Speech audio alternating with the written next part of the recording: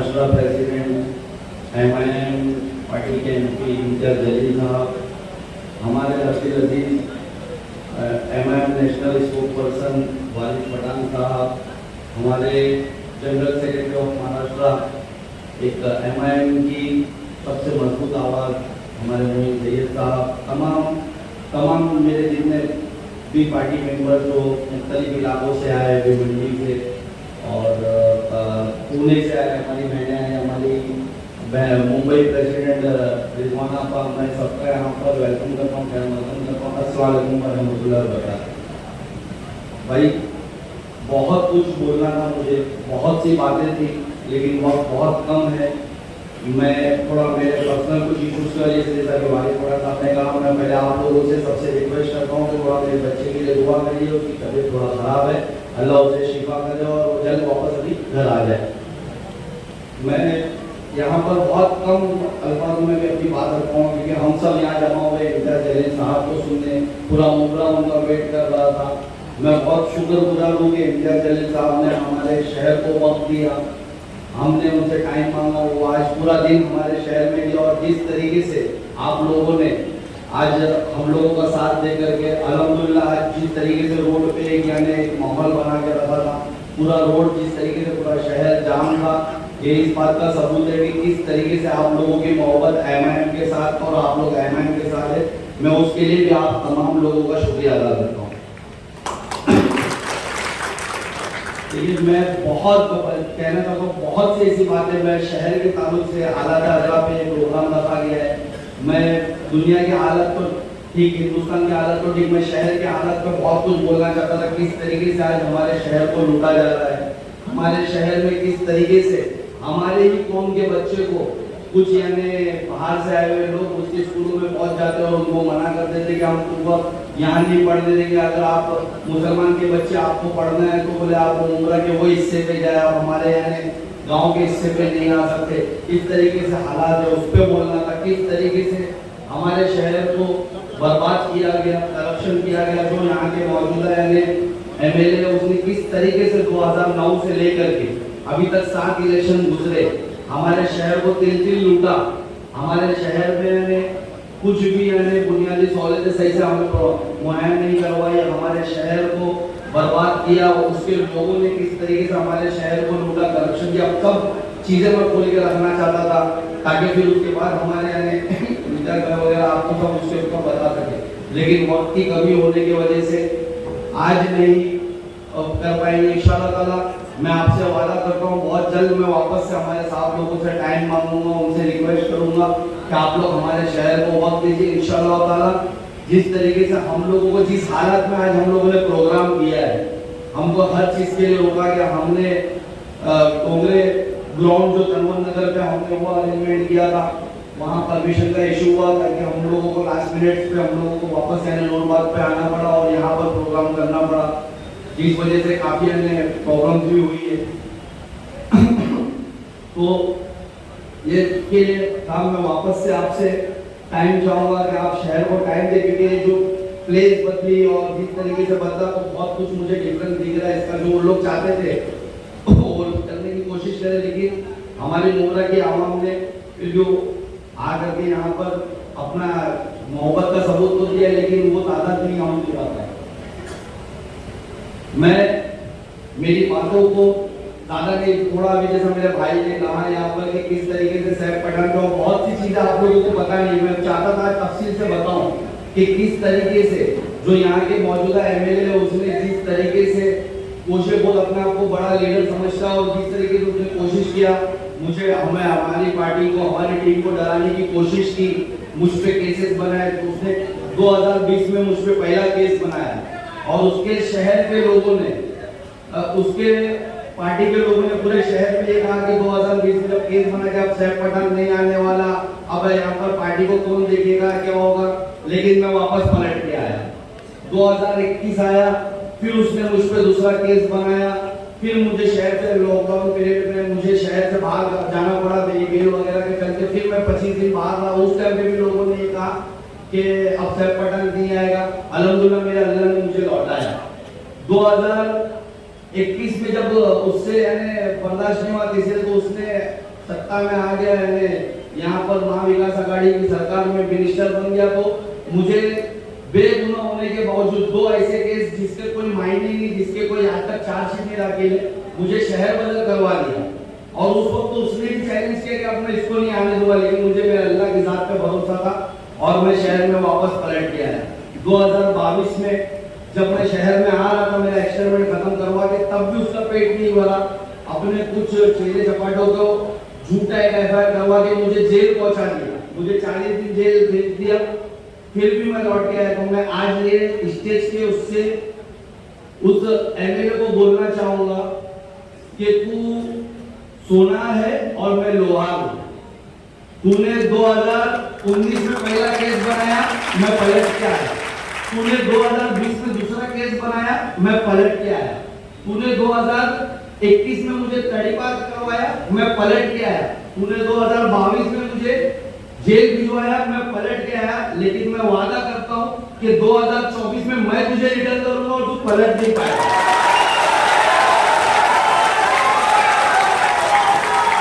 ये एक कुमार को एक लोहार का और हमारे पार्टी के हमारे इंचार्ज साहब जिस तरीके से हम चुनते के पूरे हिंदुस्तान में आप देखते हो कि इम्तियाज भाई एक ऐसे मुस्लिम एमपी है जिन्हें आज पूरा हिंदुस्तान कहता है कि हमारे एमपी है जो हमारे हक के लिए लड़ते। आप देखते हो कि 24 घंटा 24/7 आज कोई अगर रोड पे एमपी होने के बावजूद कोई अगर बिना चप्पल के रोड पे निकल जाता है मजलूमों के साथ उनकी आवाज बंद करके, तो मुझे फख्र है कि वो हमारे एमपी इम्तियाज जलील साहब है। और इंशाअल्लाह ताला उनके नक्शे कदम पर इंशाअल्लाह ताला एमआईएम मुगरा यहाँ पर मुगरा की 3 सीट सैफ पठान ने मुगरा का हर एक पर्सन जावेद सिद्दीकी, शाह आलम भाई, शोएब वगैरह जितने हमारे यंगस्टर्स भाई, मुशीर, असद भाई, असलम भाई, नफीस भाई साहब इंशाअल्लाह ताला उसी तर्ज पर उनकी तरह आवाम की खिदमत करेंगे। और इंशाअल्लाह ताला 2024 में जैसा मैं कह रहा हूँ इसे लौटाएंगे। इसके नगर लोग इंशाअल्लाह ताला हम लोग सब यहाँ से बाहर जाएंगे इंशाअल्लाह। बस मेरी बात को बहुत कम वक्त है, इम्तियाज जलील साहब को सब सुनना है। मैं खुद यहाँ चाहता था कि वो 9 बजे से 10 बजे तक तकरीर करें, उनकी भी तबीयत ठीक नहीं थी, फिर भी बहुत कम वक्त बचा है। अभी इंशाल्लाह ताला उन्हें सुनते इंशाल्लाह बहुत जल्दी वापस से एक बड़ा जलसा रख करके इंशाल्लाह एमआईएम की मुगरा की टीम कहने आप लोगों के सामने आएगी। और इंशाल्लाह जिस तरीके से आपने अभी आज रैली हुई, हमारे 3-4 ऑफिस नहीं ओपन हुई, बाकी ऑफिसों पे हमारे एमपी साहब ने हम लोगों का हौसला बढ़ाया कि बाकी जो ऑफिस शहर में खुली थी सब ऑफिसों को उन्होंने विजिट किया। आज भी वो जमीन पे रह करके कहीं पैदल चल करके, कहीं बाइक से, कहीं गाड़ी से, तो कहीं फिर पैदल चल करके वो पहुंचे। अपनी तबियत खराब होने के बाद लोगों से मुलाकात की, अपनी मोहब्बत लोगों को दिखाई। मैं उसके लिए शुक्रगुजार और शुक्रिया अदा करता हूँ और मेरी बातों को यही खत्म करता हूँ। अल्लाह। क्या संदेश देंगे मुगरा शहर को? आज आपने सुबह से लेकर रात तक आपने इस शहर को देखा, क्या कमी, क्या संदेश? देखिए हमारी ख्याल है कि मुमरा एक ऐसा शहर है कि जहाँ पर हमने जब भी आए तो यहाँ के नौजवानों के अंदर, यहाँ के लोगों के अंदर जो एक दीवानगी देखी है, तो हमें ऐसा लगता है कि यहाँ से अपनी क़यादत खड़ी होनी चाहिए।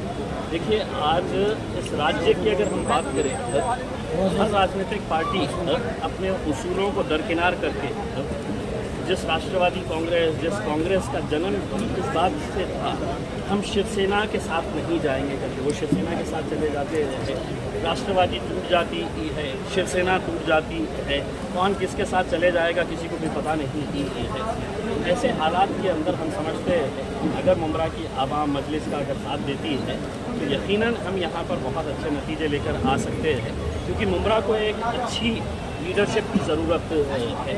वो लीडरशिप नहीं जो सिर्फ बिल्डरों का साथ देती ही है। मुझे इतनी हैरानी हुई ये जानकर कि पूरे मुमरा के अंदर कोई एक बड़ा ग्राउंड तक नहीं है बच्चों को खेलने के लिए। इसमें इतनी बड़ी आबादी वाला शहर, क्या वजह है कि यहाँ पर ग्राउंड्स नहीं है? क्या ये पूरे ग्राउंड्स हैं तो आपने बिल्डरों को दे दिए अपने फ़ायदे के लिए, ज़ाती मफाद के लिए? मुझे इतना ताज्जुब हुआ कि ग्राउंड एक पूरे मुमरा के अंदर अगर नहीं है तो आप सोचिएगा कि इतने बड़े शहर का क्यों मेट्रो यहाँ पर नहीं लाई गई? यहाँ से मेट्रो को क्यों मुंबई के साथ कनेक्ट नहीं किया गया है?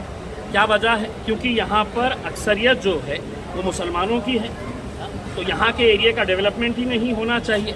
क्यों नहीं लड़े? आपने कि यहाँ पर भी, यहाँ तक भी मुंब्रा तक मेट्रो आनी चाहिए करके उसमें। तो देखिए ये जो है कि सिर्फ आपका इस्तेमाल जो किया जा रहा है हर 5 साल के बाद, आओ फॉर्म वोट डालो।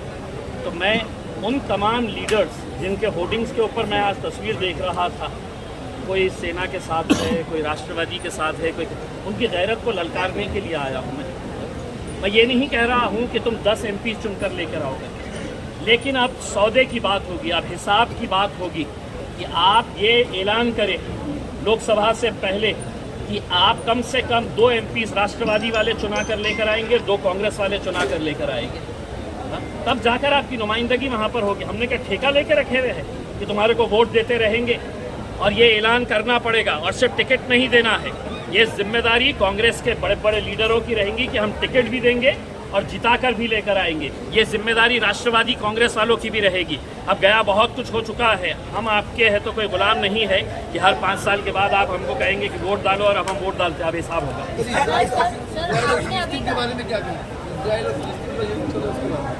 देखिए उसके बारे में तो बहुत सारे ये है, आज इस मुल्क के अंदर हमें अफसोस इस बात का है कि नरेंद्र मोदी साहब जिस तरीके से अपनी ही पार्टी के जो आला कमान थे, वज़ीर आज़म थे, वाजपेयी साहब का जो स्टैंड था, अगर वो स्टैंड को अगर वो कैरी फॉरवर्ड करते तो हम समझते कि वो हक़ और इंसाफ के साथ रहते हैं। असम के अभी आपने जो है असम के CM बिस्वा ने कहा है कि असदुद्दीन ओवैसी, किसने कहा है? असम के CM जो है हेमंत बिस्वा ने कहा है कि असदुद्दीन ओवैसी जो है वो फिलिस्तीन को सपोर्ट कर रहे हैं, अगर उनको सपोर्ट करना है तो फिलिस्तीन चले जाए। अब मैं हेमंत बिस्वा साहब को ये कहना चाहता हूँ, तुम इराक में जाके लड़ लो करके, यहाँ पर अपने घोड़े दौड़ाने से, ज़बान चलाने से बेहतर ये है कि तुम इसराइल में चले जाओ ना। उसमें सर आप खुलेआम कह रहे हैं इंडिया जय श्री राम के नारे लगवा रहे हैं, उसके ऊपर क्या कहेंगे? स्टेटस रखा था जिसकी वजह से उसके ऊपर FIR की गई, तो आपने कहा है कि आपके भी FIR करके दिखाई। देखिए कर्नाटक के ऐसा मुंब्रा में भी एक ईडी का रितेश नामक युवक है जो मुस्लिम महिलाओं को ऑन कैमरा, एक बच्चा हिंदू है वो मुस्लिम है जिसको है ना अंडर एज है वो एक शिवाजी महाराज के ऊपर, देखिए मैं एक बात में समझ गया हूँ मैं आपका सवाल समझ गया हूँ। ये सिर्फ यहाँ पे मुंब्रा के हद तक नहीं है, हम किसी भी तरह का सोशल मीडिया के ऊपर अगर कोई हमारे महापुरुषों के खिलाफ अगर कोई सोशल मीडिया के ऊपर डालता है, हम उसकी निंदा करते हैं, हम उसको कंडेम करते हैं, हम कतई ऐसी किसी भी हरकत का हम समर्थन नहीं करते। लेकिन ये है कि मतलब पुलिस की जिम्मेदारी ये है कि ऐसे इश्यूज़ को बहुत सेंसिटिवली हैंडल करें। अगर कोई बच्चे के पास कोई अगर आ जाता है, उसका इंटेंशन नहीं है, गलती से उसके पास से चला गया है, तो मेरे हिसाब से बात यहाँ पर हिंदू और मुसलमान की नहीं है। एजुकेशन की है, आप क्या असेंबली में उसकी आवाज़ उठाएंगे? बच्चों के साथ जो आज नया हो रहा है, स्कूल में बच्चों को आने नहीं दिया जा रहा है, उस बच्ची को आने नहीं दिया जा रहा, 2 दिन जिसमें साहब बार खुद वहाँ पर FIR करने की मांग की है। मैं तो पुलिस से यही वो करना चाहूँगा कि पुलिस जब वर्दी में रहती है तो उसकी कोई जात नहीं होती है, उसका कोई मजहब नहीं होता है, वो किसी पॉलिटिकल पार्टी की गुलाम नहीं होती है। पत्रकार हमारा ये कहना है कि अगर जो भी दोषी है, पुलिस ने जिस हिसाब से कार्रवाई करना चाहिए वो कार्रवाई करनी ही चाहिए उसमें। लेकिन आज जो हो रहा है कि सोशल मीडिया की छोटी सी पोस्ट के ऊपर शहरों के अंदर दंगल हो जा रहे हैं, बड़े बड़े मोर्चे निकाले जा रहे हैं, इसमें हम जैसा कह रहे हैं कि उसको बहुत ही सेंसिटिवली हैंडल करना, और मैं नौजवानों से ही अपील करना चाहूँगा कि ऐसी कोई पोस्ट नहीं डाले किसी के भी खिलाफ, किसी के भी धार्मिक भावनाओं को, चाहे वो हिंदू नौजवान हो या मुसलमान नौजवान हो। मैं उनसे यही अपील करना चाहूँगा कि आप एक दूसरे के धर्म का आदर करिएगा, किसी के धर्म के खिलाफ मत डालिए, किसी महापुरुषों के खिलाफ मत डालिए। अभी आपने जो है अब सौदेबाजी होगी। इंडिया में शामिल होने के लिए आपने अपनी मांगों को मनवाने की कोशिश किया कोई कि हमको भी शामिल होना है, लेकिन हमारी ये मांग है? देखिए हमारी कोई मांग नहीं है। फिर क्यों नहीं लिया? हमारे को क्यों नहीं गया? देखिए नहीं, हमारे को अगर ऑफर आया हम बात कर रहे होते उसमें, लेकिन ये जितने भी इंडिया के अंदर बैठे हुए लीडर्स हैं, ये क्या चाहते हैं कि आपने उनको वोट देना। इम्तियाज़ जलील ने सिर्फ वोट देना उनको। मेरे बाजू में राहुल गांधी सोचता कि मेरे बाजू में इम्तियाज़ जलील और असदुद्दीन ओवैसी कैसा बैठेंगे, शरद पवार सोचते हैं कि अरे ये कौम को तो मैं इतने सालों तक 75 सालों तक इनके वोट लेते आया हुआ है, आज इनकी इतनी हिम्मत कि मेरे बाजू बैठे करके उसमें हम कह रहे हैं कि नहीं साहब अब वो वक्त आ गया है, हम बिल्कुल हमारा हक लेके रहेंगे।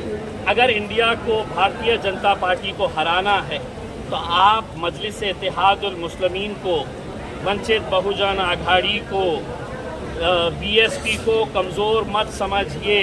हम अपने आप में अपनी ताकत रखते हैं। सर वो टीएमसी स्कूल जहाँ पर मुस्लिम बच्चे जाते हैं और हिंदू के पढ़ते हैं, अब ऐसा मामला आया तो उनके लिए क्या सुझाव? नहीं, देखिए मैं नौजवान बच्चों से यही अपील करना चाहूँगा कि हम जब स्कूल के अंदर बड़े हुए थे तो हमारे दोस्त की जात, धर्म और मज़हब क्या था हमें पता नहीं था उसका। तो ये माहौल को स्कूलों के अंदर ना लेकर जाए।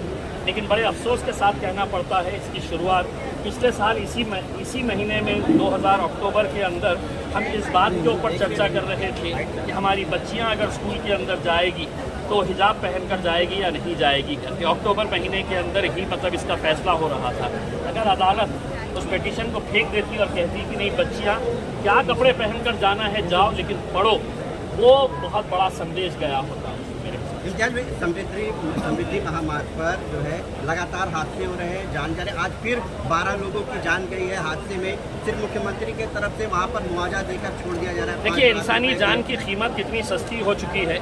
पिछले बार जब बहुत बड़ा एक्सीडेंट हुआ था मैंने साफ कहा था कि देवेंद्र फडणवीस साहब और एकनाथ शिंदे साहब के ऊपर हत्या का मामला दर्ज होना चाहिए। क्यों होना चाहिए? क्योंकि सिर्फ इस डर से कि हमारी सरकार चले जाएगी तो दोनों भी मर्सिडीज गाड़ी के अंदर निकले नागपुर से। मीडिया इवेंट बनाया क्योंकि हमको उद्घाटन करना था उसका, लेकिन उसका एक्सीडेंटल स्पॉट्स जो थे जिसको आइडेंटिफाई करने की ज़रूरत थी वो एक्सीडेंटल स्पॉट्स क्लियर नहीं हुए थे। आज भी जब मैं औरंगाबाद से आया तो वैजापुर के अंदर रुके हमने, वो गाड़ियों के चिथड़े उड़ चुके हैं जिसके अंदर 12 लोगों की मौत हुई थी और भी ज़्यादा लोग काफ़ी जख्मी थे करके उसमें। तो मेरा ये कहना है कि ये अब ऐसा हो गया है कि वो गरीब लोग हैं, मर गए तो यहाँ पे बैठे बैठे टीवी वालों को बुलाने का है, मीडिया वालों को बुलाने का है कि जे मेले ले आहे त्यांच्यासाठी सरकार 2 लाख 3 लाख 50,000, बस इंसान की जान की कीमत इतनी हो गई है। यही काम सर एक पत्रकार ईमानदारी से अपनी आवाज़ उठाता है शील्ड टाइगर वाले मसले को लेकर, जो बच्चे वाला मसला हो, उसकी आवाज़ दबानी चाह रही है, तो उसके बारे में आप क्या कहोगे सर? उसको एफआईआर करने की मांग की जा रही है। आपने जैसा बताया कि आप ये पूरे देश में गोदी मीडिया ने तो आवाज़ बंद कर दी, तब एक सोशल मीडिया ऐसे खबरें दिखाता है तो उस पर कार्रवाई करने की क्यों मांग हो रही है? देखिए आज तो आप देख रहे हैं कि हर जो भी सरकार के खिलाफ जो भी उनकी लाइन नहीं ले रहा है उनको कैसे दबाया जा रहा है। बड़े लेवल के ऊपर कभी ईडी का इस्तेमाल, कभी सीबीआई का, कभी इनकम टैक्स का, और छोटे लेवल के ऊपर तो पुलिस वाले हैं ही आपके और हमारे पीछे पड़ने के लिए। अब हमारे ऊपर ये है कि हमने कितना डरना और कितना लड़ना।